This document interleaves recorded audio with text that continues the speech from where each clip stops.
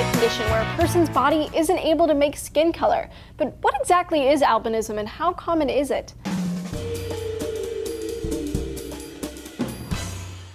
Hey guys, Julia here for D-News. Albinism is a genetic condition where a person's body isn't able to make pigments, so people with this condition have white skin and hair with light blue or pink eyes. Albinism is a complex disorder. You get your skin, eye, and hair color from melanin, which is distributed through a number of genes, but if one of these genes carry a certain mutation, the amount of melanin that is distributed through your body changes, where sometimes this mutation will keep your body from producing any melanin at all. Melanin is produced by cells called melanocytes, which are mostly found in your skin and eyes, but also in your hair. People with darker skin have a higher concentration of melanin in their skin as opposed to fair-skinned people. Albinism is the absence of melanin completely, and it's not just people. Any animal with pigment can be albino too. Albinism is passed down genetically. In most cases, there is someone else in the family who has the condition. But not all cases are the same. There are actually many types of albinism that all affect a different gene mutation. Oculocutaneous albinism, which is when it affects your eyes, skin, and hair, ranges from type 1 to type 4 with varying degrees of melanin impact and affects 1 in every 20,000 people.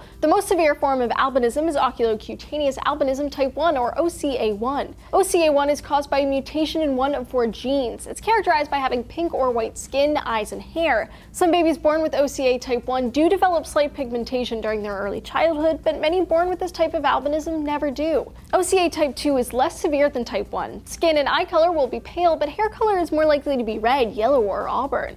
OCA type 3 mostly affects people who are darker skinned and will create a reddish light tan tone with auburn eyes. OCA type 4 is very related to type 2. It's hard to diagnose which type of albinism is at work and is best left to genetic testing. Another type of albinism is ocular albinism type 1, OA1, also called Nettleship-Falls syndrome. Much like its name suggests, only the eyes are affected by the genetic mutation, while hair and skin will remain the same. This happens only when the genetic mutation of an X chromosome is inherited, so it occurs mostly in males. The eyes will appear bluish pink. The iris is super translucent, and the most important part of the eye, the fovea, which is responsible for a sharp image, does not develop properly. However, any degree of albinism comes with vision problems, which include being cross-eyed, being sensitive to light, and rapid eye movement and functional blindness. An estimated 1 in 20,000 people worldwide are born with it, and it affects about 20,000 people in the US every year. OCA type 2 happens more frequently in African Americans, Native Americans, and in sub-Saharan Africa. Nigeria is one of the highest prevalences of albinism in the world, with over 2 million people affected.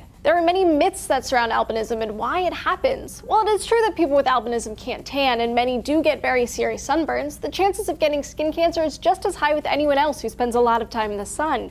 Other myths include the belief that albinos possess magical traits or bring about bad luck. Some tribal communities in Africa persecute them, forcing them to leave their native communities or be killed. Places like Tanzania are having an especially hard time controlling this myth, where sacrifices and the belief that albino body parts bring good luck causes a spike in albino hunting. So, do you have albinism? Know anyone who has it? Tell us your story down in the comments below. Keep coming back here to D-News. We've got new episodes every day of the week.